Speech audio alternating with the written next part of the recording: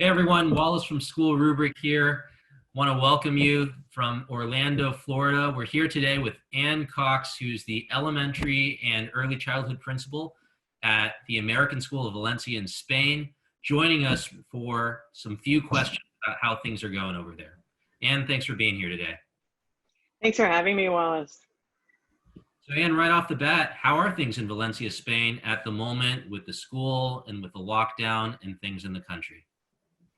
Whew, changing every day. There seems to be big changes. Yesterday, we entered into a new phase called Phase 1. Before that, we were in Phase 0, which was actually a huge progress from, we don't even know, some unnamed phase before that when nobody could move at all. So Phase 1, people can meet in groups of 10, and they are meeting in groups of 10 all over. Everything is moving. People feel like they're back to work, and people are asking about when are my kids coming back to school because I'm at work. So it's impacting every level of our life here. But in fact, we are not back to school yet, and we will not be back to school. And so we're managing that end of the year scenario, having been now 2 months in virtual learning, everywhere from 18-month-old up to our whole school is through grade 12, but I'm in charge of through grade 5. And we've had different challenges at every single grade level. But in the end, my teachers are feeling successful, which is, I think, a miracle. So Ann, it looks like you've been doing this for 2 months. It's kind of part of your new normal, and the school year is ending on a virtual note.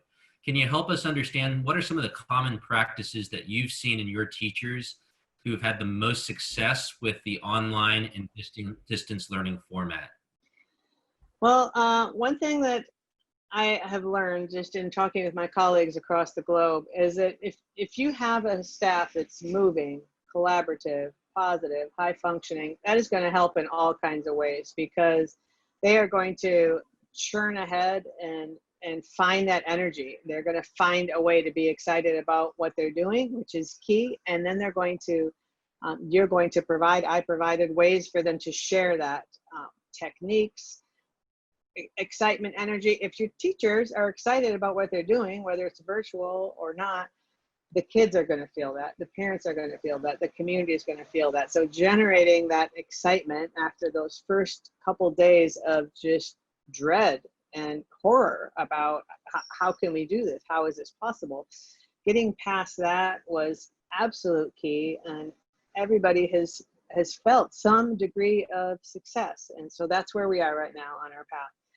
And moving into this end of year, we're trying to, because I let my teachers go a little bit. I let them find that energy. That was some of the advice I got from some of the other webinars. So now, moving into the end of the year and moving into potential next year, continuing in some way of virtual learning, we're trying to find those areas where we need to come back and align. My teams were already tight enough that they naturally didn't go very far away from each other, but developing those common agreements, it's part of our regular discipline when we are moving to a new assessment, when we're adopting new curriculum, when we're trying new kinds of instructional practices. After we know what we're doing, we always solidify that in common agreements. So we're just entering into those conversations to pull down that consensus, have those deep discussions, to create those common agreements and really share your practice with your colleagues in a very visual way. Since we're doing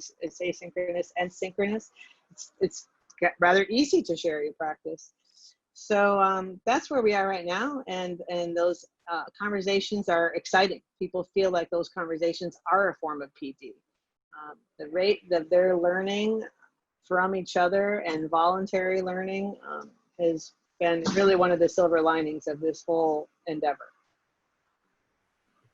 If you had a time machine, I know hindsight's always 20/20, but if you had a time machine and you could hop back in time 2 months to the moment that you figured out that the country was going into lockdown and the school would have to go into virtual classrooms and virtual learning, what do you think you might have done differently? I could go back to the moment, or if I could go back, how far can I go back, Wallace? That's key. Yeah, that's key. Yeah, I mean, there's obviously factors that are out of your control. So let's just kind of backtrack to the moment that you were informed. And I know there was very little notification, but to the moment that you figured out that you were told the country's going on lockdown, it's going to have to be virtual classes. I think I remember you told me earlier that you only had maybe a couple of days of notification to get everything ready. So it's hard to know what what we would have done differently on the teacher side, because I mean, I have such a high functioning group. They were so smart. They found it so quickly, and it was just a matter of facilitating those discussions, being in touch with them through their planning, seeing what was happening, connecting them with the parent feedback. The one thing that I probably that I think most people, and I agree, would have done a little bit differently is right up front, more connection and conversation with the parents. The fact of the matter is, in some ways, you don't know what to communicate to the parents because you're building this thing as it's going. So you count on their trust and being in touch with them. They are panicked. They have their kids underfoot all day. Some have lost jobs. I mean, there's so many layers of this onion. But, and so then I think people naturally regret, they pull in a little bit about, and they're not sure how, if I put myself on the stage, people are going to ask me questions. I'm not going to know the answers. The way we dealt with that was we asked for feedback a lot. But instead of just asking for feedback and making those adjustments, I probably would have had just parent coffees. We're just going to connect and chat, because on the staff side, staff knew what to do. I don't think I could have done anything differently. The students, we had a lot of emotional outreach. We knew where each student was and what they needed. But on the parent side, I think I would have connected a little more informally in multiple ways. Yeah. I know that you kind of have some level of clarity as to how the school year is going to finish. In terms of the virtual classrooms and kind of the logistics, but I think a lot of schools out there are looking forward to the new school year. What's going to happen? What's that's going to look like? I know there's a lot of uncertainty out there. What are some of the things that you're talking about with your team about how to manage and prepare for those different situations, and kind of how to imagine what school's going to look like in August when the new school year starts? Well, just to give you a sense of how dynamic the situation is, it's Tuesday today. On Friday, last Friday, I thought we were going to come back this year yet. In 2 weeks, I thought we were going to have preschoolers on our campus. So at that point on Friday, the Spanish government said, no, we're going to give the state governments that power, and then the state government said, no, we're not going to support that. So it is a very dynamic and changing situation.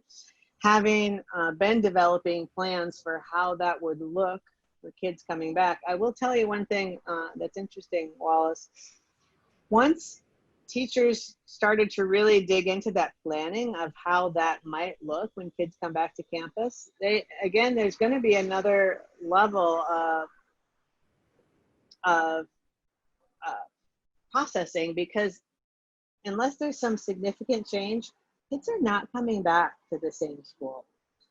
And people are starting to see this as Denmark goes back to school, Germany goes back to school, places in China are going back to school. It's not the same. Until you start to dig into what that looks like on your campus, people don't really fully understand how different it's going to be and feel.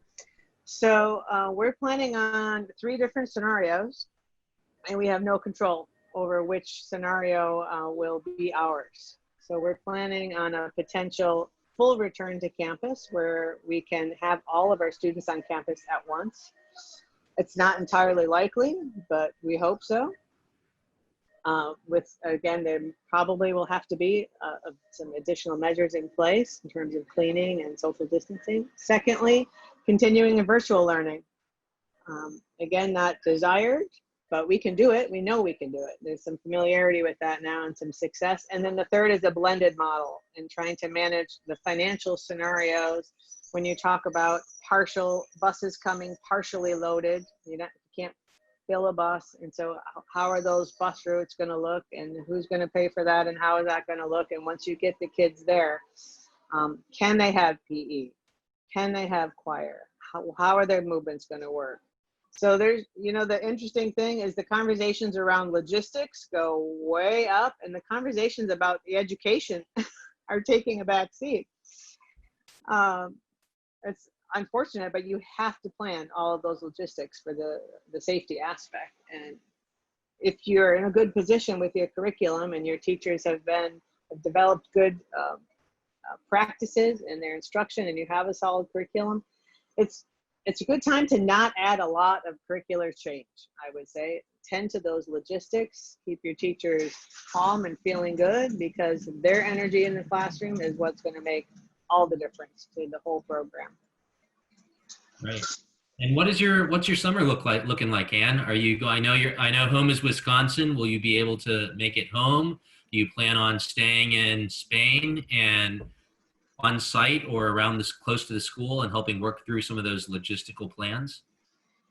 Well, I am one of the few who is mounting a very big move in the midst of pandemic. So it's pandemonium, I guess, is what you would call it. I am in the middle of the visa process to move to Peru.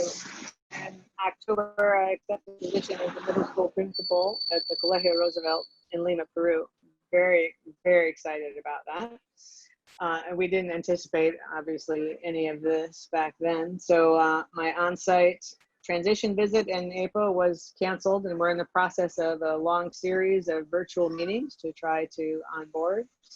And the flight that I have is most certainly not going to fly. The airport is closed. They're working with their governments on trying to get a special flight so that they can get all of the new teachers and their new principal into Lima at some point in June or July. It's one of those areas where there are more questions than answers. Right. Got it. Well, Anna, that's all the questions we have for now. Thanks so much for taking the time to meet with SchoolRubric today. Stay safe out there. Let's keep in touch. I really appreciate the time. Hope I can come back again sometime. Thanks, Wallace.